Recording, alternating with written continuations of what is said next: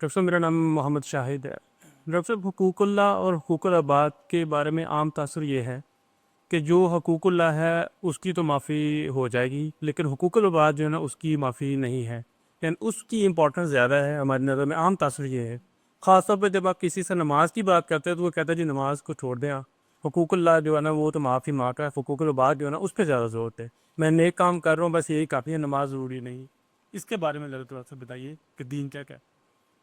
اصل میں یہ اصطلاحات کوئی شریعت کی اپنی کوئی بنیادی اصطلاحات نہیں ہے، یہ افہام و تفہیم کے لیے لوگوں کو سمجھانے کے لیے جو ہے یہ تقسیم کر دی جاتی ہے حقوق اللہ اور حقوق العباد۔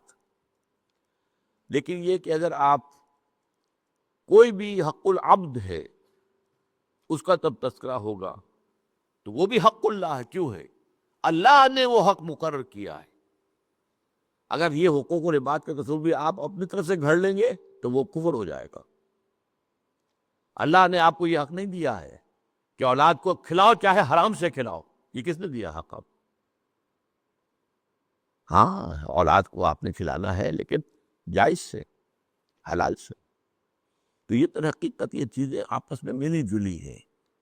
اب نماز حق اللہ ہے، زکوٰۃ اب کہتے ہیں یہ حق العباد ہے، نہیں بھائی، یہ بھی اللہ نے فرض کی ہے، اللہ کا حق ہے، اسی لیے اس کے انکار پر جو ہے قتال کیا حضرت ابو بکر نے۔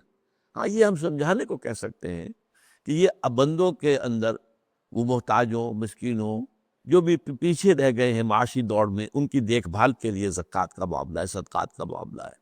تو افہام و تفہیم کے لیے تو یہ اصطلاحات استعمال ہو سکتی ہے۔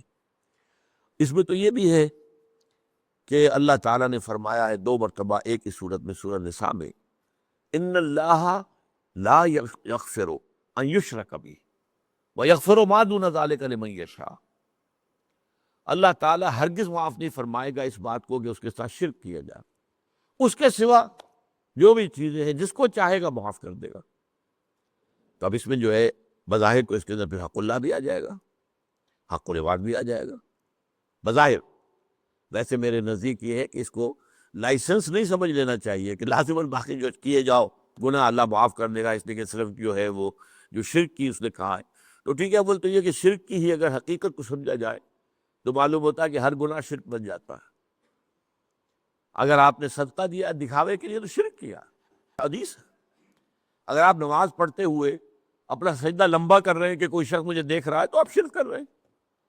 آپ اگر 5 سیکنڈ کا سجدہ کر رہے تھے، جب دیکھا کوئی مجھے دیکھ رہا تھا آپ نے 7 سیکنڈ کا کر دیا، تو یہ 2 سیکنڈ کس کے لیے سجدہ کیا؟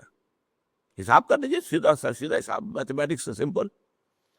تو شرک بھی اگر اس کا پورا تصور سامنے ہو تو ہوش ٹھکانے آ جائے گی۔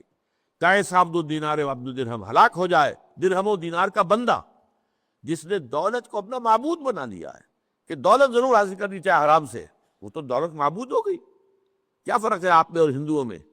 ہندو جو ہے وہ لکشمی بائی جو ہے، لکشمی دیوی، اس کی پوجا کیوں کرتا ہے؟ وہ دولت کی دیوی ہے، دولت دے گی ہے۔ آپ نے کہا ہٹاؤ بیچ میں سے دیوی کو، ہم دولت کو پوجتے ہیں، خود براہ راست دفع کرو اس دیوی کو۔ اتنا ہی تو توحید ہے نا آپ کی، کیا وہ آپ دیوی کو نہیں پوجتے، دولت کو پوجتے؟ اگر دولت کے معنی میں حرام اور حلال کی تمیز اٹھ گئی تو دولت آپ کا معبود ہے۔ اور حضور فرما رہے ہیں تعس عبد الدینار و عبد الدرہم، ہلاک اور برباد ہو جائے درہم و دینار کا بندہ۔ نام ہے عبد الرحمن، ہے عبد الدینار۔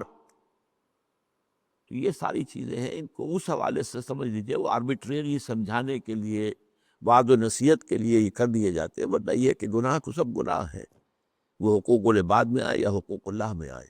اور سب سے بڑا گناہ میں نے آپ کو بتایا، دوبارہ بتا رہا ہوں، سب سے بڑا گناہ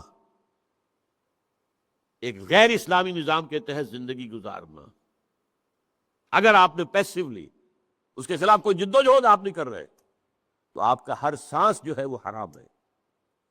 سانس لو، سانس بھی آہستہ کے نازک ہے بہت کام، آفاق کی اس کار گئے شیشہ گری کا، یہ ہر سانس حرام ہے، شرک ہے یہ، عوام کی حاکمیت، اور اس سے بڑی جنگ کوئی نہیں اللہ کے خلاف۔ سودی کاروبار سارا ہمارے ساری معاشی نظام کے اندر سود اور جوا تانے بانے کی طریقے سے، یہ جوا ہوتا ہے صاحب، سٹاک مارکیٹ میں ایک دم نیچے ایک دم اوپر، یہ دنیا کا وہ نظام ہے جاہلانہ۔ تو اس اعتبار سے میرے نزدیک تو وہ جو گناہ اور حلال اور حرام کا تصور ہے وہ بہت مختلف ہے۔ ایک شخص سور کھا رہا ہے، چھی چھی چھی چھی چھی چھی، سور سور سور سور سور۔ ایک شخص بکری کا گوشت کھا رہا ہے، لیکن اس کو خریدا تھا اس نے کسی کی جیب کاٹ کر، کیا کھا رہا ہے وہ؟ حلال کہ حرام؟ سمجھ نہیں آیا؟ ایک شخص ڈاکوؤں کے اڈے کے اوپر پہرے دار کے حیثیت سے کھڑا ہے، تنخواہ مل رہی ہے، حلال کی ہے حرام کی ہے؟ ڈاکوؤں کا اڈا، یہ ڈاکوؤں کا اڈا ہے یہ نظام، اللہ کے باغیوں کا، اور اس کی ہم سروس بھی کرتے ہیں، چاکری بھی کرتے ہیں، اس کے اندر سارا نظام بھی ہے، اور کسی کو ہوش ہی نہیں۔ اس نظام کے خلاف جد و جہد کرنا بھی فرض ہے، نہ علماء کو معلوم ہے، نہ علماء نے واضح کیا ہے۔ وہ ایک فقہی اسلام جو ہے اس میں تو یہ چیز ہے ہی نہیں، اس میں تو جہاد بھی فرض عین تو ہے ہی نہیں۔ جہاد کے معنی جنگ، اور جنگ جب ہوتی ہے تب ہوتی ہے، اور جنگ بھی ہر شخص پر تو فرض نہیں ہوتی، لہٰذا وہ فرض کفایہ ہے، بات ختم ہو گئی، رہ جاؤ باطل کے نظام کے تحت۔ اب تو آرام سے گزرتی ہے، آخرت کی خبر خدا جانے، دیکھا جائے گا جو ہوگا، اور کیا سب دیکھا کیا جائے گا، ہمارے شافع موجود ہیں، حضور موجود ہیں، لے جائیں گے ہم میں سے ایک ایک کو جنت کے اندر سیدھے۔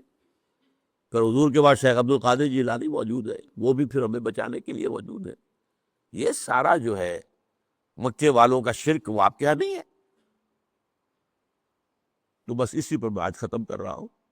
اس براڈر پیغام، براڈر سطح پر دین کے پیغام پر غور کیا کیجیے۔ یہ مسئلے جو ہے اپنی جگہ پر، لیکن یہ پورا دین ہمارا ایک اکائی ہے، وحدت، جسے انگریزی میں کہتے ہیں آرگینک ہول۔ آرگینک یہ ہوتی لیونگ شے، ایک جو ہے ڈیڈ شے ہے، ایک دو جو ہے کلو گرام لوہا ہے، اسے آپ کاٹ کاٹ کر وہ چھٹانکوں کے اندر بھی تقسیم کر سکتے، لیکن ایک بکری کو تقسیم کر کے آپ وہ زندہ تو نہیں رہے گی، ختم ہو جائے گی۔ جاندار شے جو ہے وہ تو رہتی ہے، تو ایز اے ہول رہتی ہے، وہ اس کو پارسل کر دیا جائے تو نہیں رہے گی جان کے ساتھ۔ تو آرگینک ہول اسی لیے کہتے ہیں، وہ اکائی، وہ وحدت کہ جس کی اگر وحدت ختم ہو جائے تو اس کا وجود نہیں رہے گا۔ تو دین ایک آرگینک ہول ہے، یہ پورا نظام زندگی، انفرادی ہو اجتماعی ہو، یہ سب اس کے تابع ہے، یہ ساری چیزیں آپس میں مربوط ہیں۔ نماز کس لیے فرض کی گئی؟ وَاسْتَعِینُوا بِالصَّبْرِ وَالصَّلَاةِ، مدد حاصل کرو صبر سے اور نماز سے، اور مدد کس چیز کے خلاف حاصل کرو؟ باطل کے خلاف جد و جہد کرنے کے لیے۔ اچھا جی، بہت شکریہ، جزاکم اللہ۔ سبحانک اللہم و بحمدک، نشہد ان لا الہ الا انت، نستغفرک و نتوب الیک۔